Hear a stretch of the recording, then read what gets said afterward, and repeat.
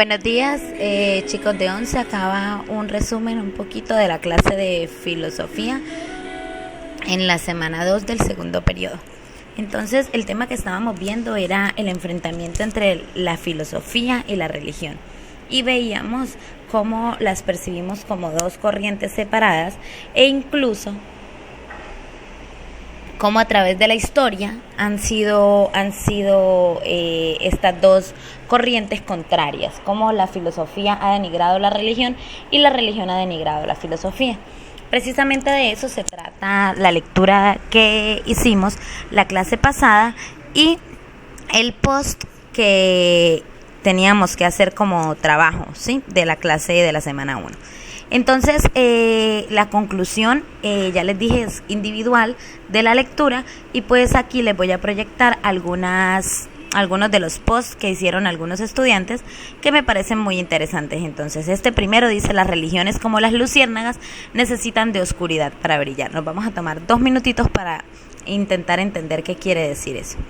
La segunda imagen está aquí y la compañera, al explicarlo, establecía que cada uno de estos colores representa una de estas corrientes, la filosofía en azul, la religión en rojo, pero las dos siempre buscan encontrar la verdad. La diferencia es que para la filosofía no existe ninguna verdad absoluta, simplemente todas las verdades son relativas, dependen de los contextos que se estén evaluando, y la filosofía es la ciencia a través de la cual se desvela esa verdad, mientras que para la religión sí existen verdades absolutas y no hay verdades absolutas, no hay verdades relativas, y la religión es la forma de revelar o de conocer esas verdades. ¿Listo? Y el último que les muestro es este, también de un compañero de ustedes: la fe ve lo invisible y cree en lo increíble, la razón duda de todo aquello. Entonces, vemos allí cómo se enfrentan la filosofía como la fe y la religión como la fe y la filosofía como la razón. Listo. Para entender un poquito la relación entre estos dos conceptos, entonces nos remitimos al siglo V o VI antes de Cristo, momento en el cual se entiende por parte de la mayoría de las personas que se dio origen o nació la filosofía. Y entonces, para entender un poquito el contexto del cual deviene este desarrollo filosófico, veíamos que existía en Grecia del siglo V o VI antes de Cristo la idea del Olimpo. El Olimpo como ese lugar específico donde vivían los dioses o los semidioses griegos. Pero veíamos también que este Olimpo no era un cielo lejano que no se pudiera alcanzar, sino que simplemente era un cielo que se encontraba allí y que se podía ver a la distancia, ¿sí? Veíamos que existen en Grecia unos dioses con unas características específicas. Veíamos estos de acá arriba: Gea, Urano, Rea y Cronos, estos dioses de acá arriba que voy a señalar en este momento, que eran dioses amorfos, sin forma, que representaban fuerzas de la naturaleza, la tierra, el cielo, la fertilidad. Pero esos dioses en la mitología griega fueron derrotados por los dioses olímpicos, que son todos estos que están acá: primera generación y segunda generación de dioses olímpicos. ¿Qué características tienen esos dioses olímpicos en los cuales se basa toda la religión griega? Tienen unas características específicas. Esos dioses tienen cualidades humanas: ira, odio, amor, rencor, pasiones. Tienen una fisiología humana, son morfológicamente humanos, tienen forma humana. Y además, estos dioses se reúnen y se procrean con humanos para dar una categoría que se llama semidioses. ¿Qué influencia tiene esto en la creación de la filosofía? Toda, porque a partir de que se crea ese imaginario de que el Dios es alguien que tiene mis mismas características, que tiene mis mismos deseos, el ser humano empieza a cuestionarse sobre sí mismo. ¿Por qué el Dios actuó de esta manera? ¿Por qué mis emociones son así? Porque se da la oportunidad además de relacionarse. Además, en Grecia existía de alguna manera una libertad de religión, una libertad religiosa. donde dependiendo del lugar de Grecia donde se encontraba, había una creencia hacia uno u otro dios. Y además el hecho de que Grecia, de ser punto de encuentro de todas las demás civilizaciones, donde llegaban a hacer intercambio cultural, hace que las personas empiecen a cuestionarse sus propias ideas para darle un paso a las ideas de los demás. Todas estas todos estos puntos o especificaciones hacen que se le dé origen a la filosofía. Sin embargo, estas no son las únicas. Entonces, vamos a ir viendo saltos en la época a través del tiempo, saltos a través de las épocas, en las cuales se va una relación entre la filosofía y la religión, y al final ustedes van a sacar unas conclusiones específicas. ¿Listo? Entonces, la primera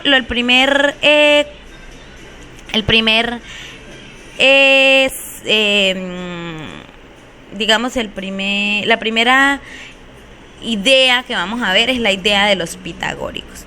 ¿Quiénes son los pitagóricos? Los pitagóricos es un grupo de personas que eran cerrados, a los cuales no podía entrar cualquier persona, y que, como su nombre lo indica, se encontraban en cabeza de un señor llamado Pitágoras, que creían que los números son el componente básico de la naturaleza y el principio de todas las cosas.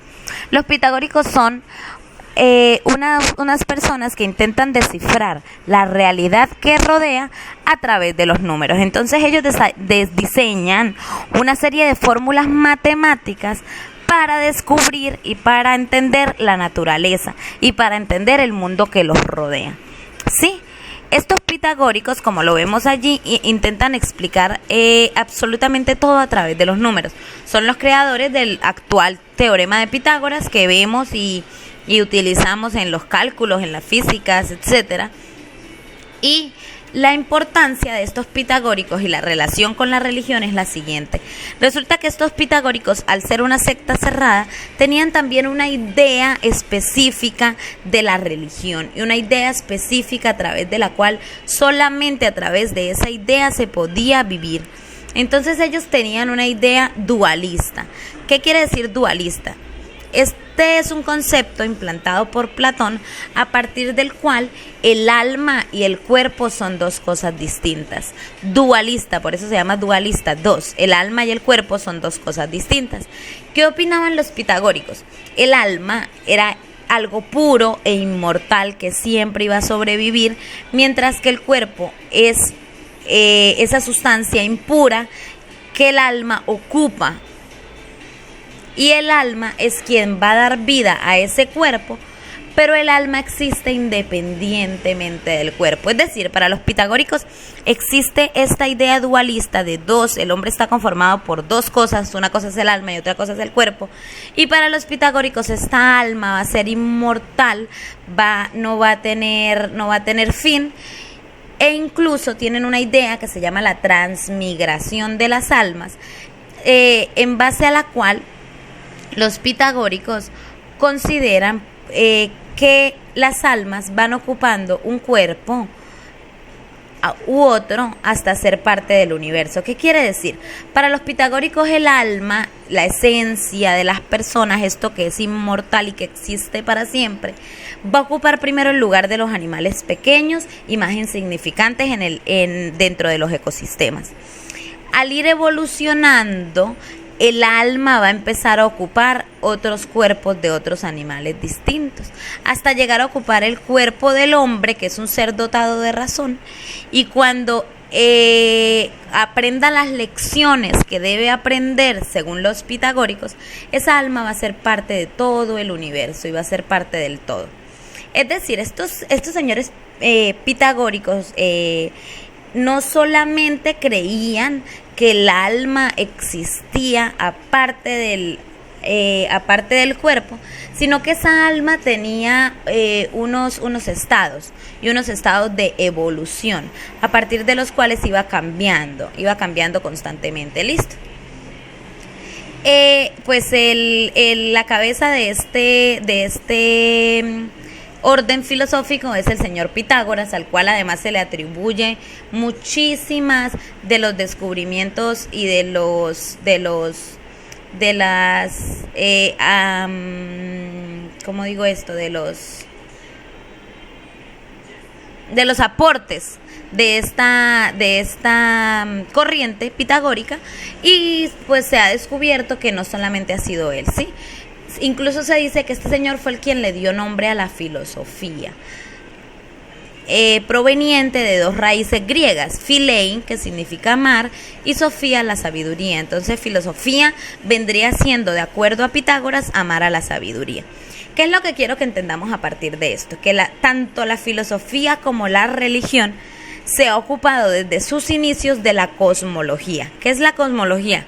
Es la transformación del caos en un universo ordenado. Es decir, la filosofía intenta explicar cómo el universo existe, por qué y cuáles son sus principios, y por eso se dice que es la madre de todas las ciencias, porque a partir de que el hombre empieza a cuestionarse de lo que él se rodea, empieza a crear todas estas teorías filosóficas que luego le van a dar paso a muchas otras ciencias. Pero la religión también intenta explicar cómo el universo se transforma en ese desorden en un caos ordenado. Por ejemplo, vámonos a la religión católica, que es la que conocemos. La religión católica intenta explicar cómo un ser superior llamado Dios transforma ese caos y ese desorden, esa nada, en un universo a través de sus acciones, ¿sí? Entonces, allí vemos otra vez cómo se confabulan, cómo se unen, cómo confluyen la filosofía y la religión de nuevo, ¿sí? Vamos a dar un salto en la historia y vámonos al año 335 al 264 antes de Cristo, donde existía este señor. Esto es siglo III antes de Cristo, y este señor se llama Zenón de Sitio. ¿Quién es Zenón de Sitio? Es la cabeza de esta corriente denominada estoicismo, esta corriente filosófica, y establece Zenón de Sitio que cada persona es parte de Dios y es miembro de una familia universal. Esta es la primera vez que una persona antes de Cristo crea la idea general de una religión universal, una religión a la que puedan pertenecer todos. Porque los pitagóricos, ¿qué creían? Los pitagóricos decían: solamente quien pueda entender el universo a través de las fórmulas matemáticas que se establecen es quien puede hacer parte de esta transmigración de las almas. Mientras tanto, se va a quedar en un estado involucionado sin utilizar la razón. Mientras que este señor Zenón de Sitio dice: todas las personas pueden ser parte de Dios y pueden ser parte de la familia de Dios. Pero ¿qué decía él además? No solamente era una filosofía, no solamente era una religión de vida, era una filosofía de vida. Decía Zenón de Sitio que se debe vivir conforme a la virtud. ¿Y qué es esa virtud? La virtud es aquello que se alcanza a través de la razón. Es decir, el hombre, cuando utiliza la razón, cuando utiliza los sentidos, se convierte en un hombre virtuoso. Y esa razón le es dada al hombre a través de Dios, para conocer a Dios y para alcanzarlo a través de la razón, a un Dios universal del cual puede hacer parte cualquier persona, ¿sí? Y por último, el tema que vemos es la religión cristiana. Entonces vamos a ver este video, les voy a copiar el enlace para que ustedes lo puedan ver, y la próxima clase vamos a discutir sobre ese video. ¿Listo? Eso es todo. Gracias.